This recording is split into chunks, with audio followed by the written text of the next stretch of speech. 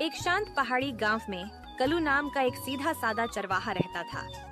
उसकी दुनिया उसकी गायें थीं, टीपा और टीपोरी। कलू के पास न धन था न दौलत, पर उसके चेहरे पर हमेशा सुकून की मुस्कान रहती थी। वह अपनी गायों को लेकर हर दिन पहाड़ों पर जाता, हरी भरी घास के बीच गाना गाता और अपनी छोटी सी दुनिया में खुश रहता। और तू पगली सारा दिन बस खाने में लगी रहती है।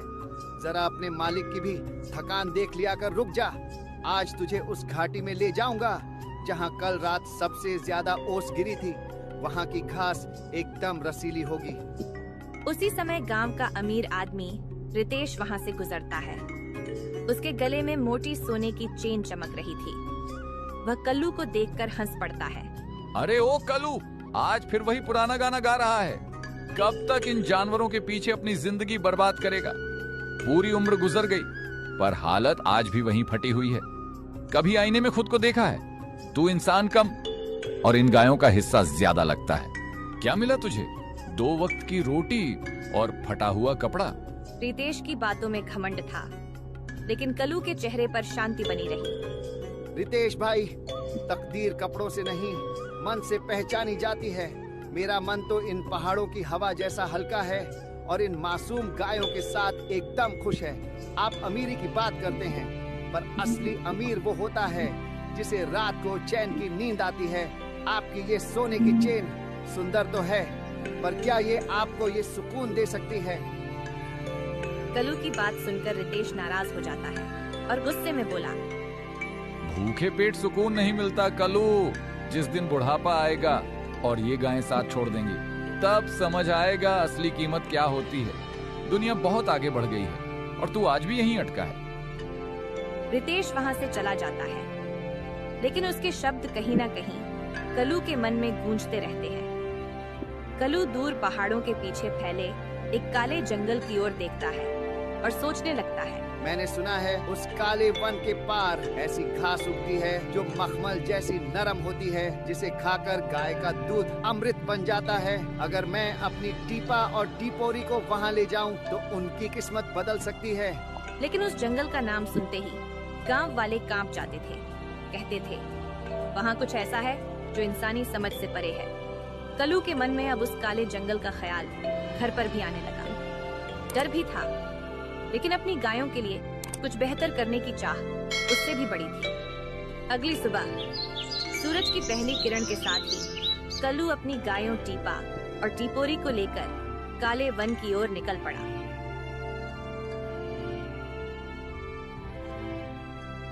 कुछ देर बाद कल्लू काले जंगल की सीमा पर पहुंचता है।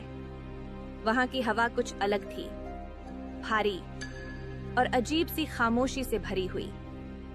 पेड़ घने थे और सूरज की रोशनी मुश्किल से जमीन तक पहुंच रही थी। कल्लू थोड़ा घबरा कर बोला, देखो टीपा, मैं तुम्हें ज्यादा अंदर नहीं ले जाऊंगा। बस यहीं किनारे किनारे की घास खा लो। लगता है गांव वाले सही कहते थे, यह जगह कुछ अलग है। जैसे ही पेट भर जाए हम तुरंत वापस चलेंगे।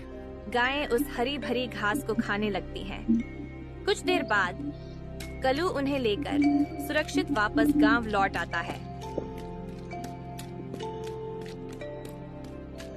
अगले दिन जब कल्लू दूध दुहने बैठता है तो वह हैरान रह जाता है। अरे ये क्या टीपा, और तूने आज इतना दूध दिया? 1 बाल्टी, 2 बाल्टी, 3, अरे ये तो 4 बाल्टी भर गई। रोज तो मुश्किल से 1 बाल्टी देती थी, ये चमत्कार कैसे हुआ?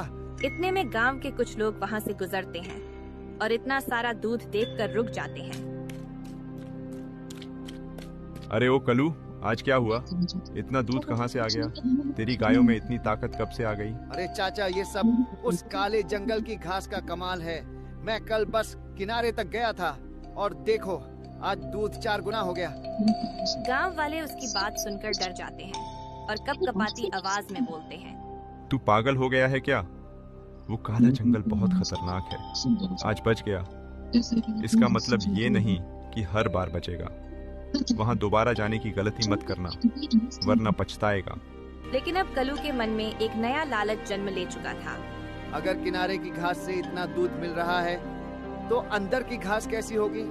वहाँ तो सूरज की रोशनी भी नहीं पहुँचती। मतलब घास और भी ज्यादा ताकतवर होगी।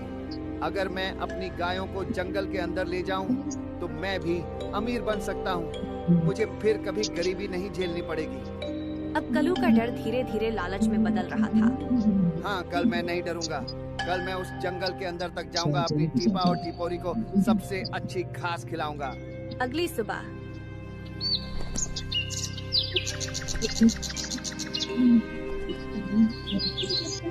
कलू बिना डरे अपनी गायों को लेकर फिर से काले जंगल की ओर निकल पड़ता है। लेकिन इस बार वह सिर्फ किनारे नहीं रुकेगा, वह जा रहा है जंगल के दिल में, जहां उसका इंतजार कर रही है एक भयानक सच्चाई। थोड़ी देर में उनके सामने एक छोटा सा मैदान दिखाई देता है। वहां की घास साधारण नहीं थी, वह हरे रंग में चमक रही थी, जैसे हर पत्ती के अंदर कोई रोशनी जल रही हो। अरे वाह, यही है वो जगह।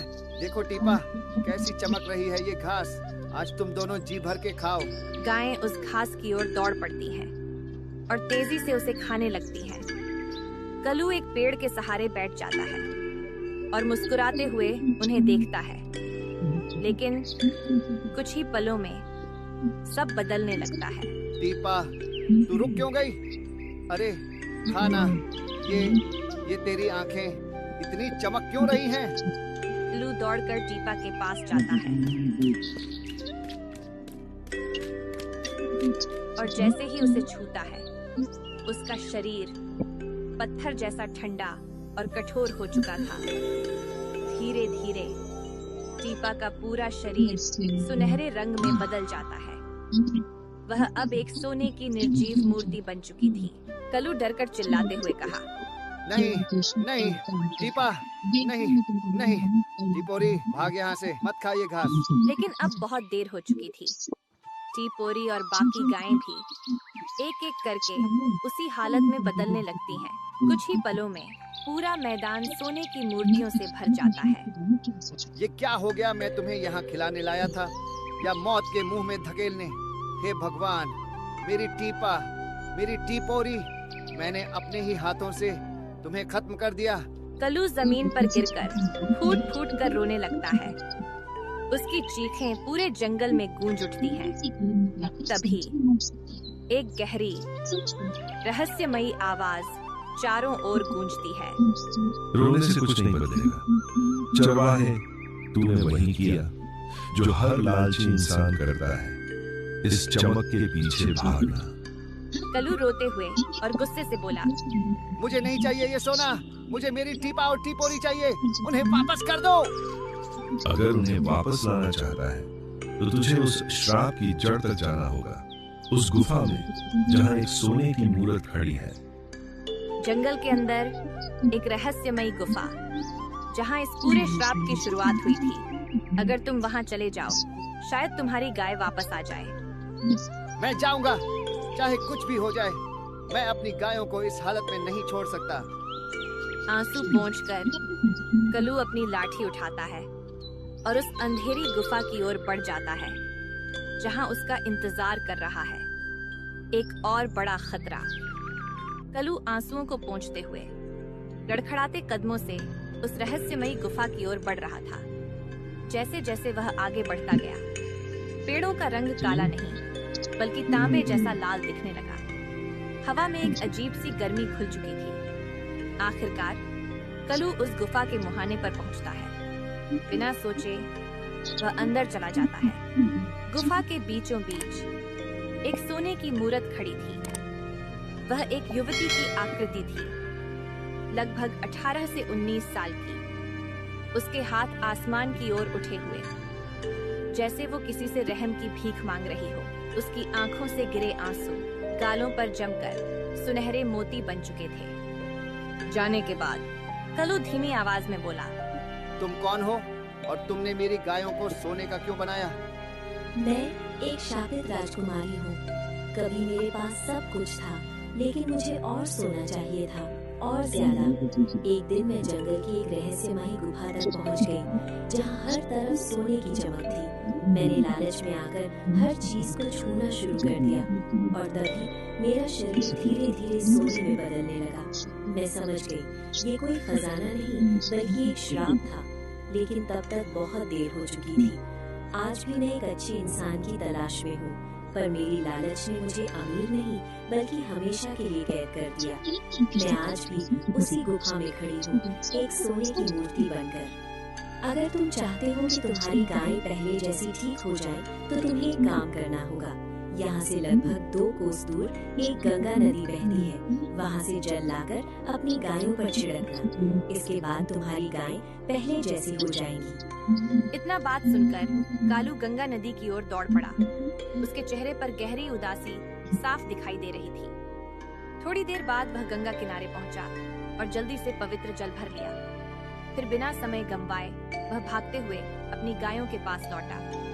कालू एक एक करके हर गाय पर गंगा जल छिड़कने लगा और फिर जो हुआ उसे देखकर उसकी आंखों में खुशी के आंसू आ गए। सभी गायें पहले जैसी ठीक हो गई थी। कालू खुश तो हो गया, लेकिन उसके मन में अभी भी लालच था। वह देखेंगे नेक्स्ट पार्ट में।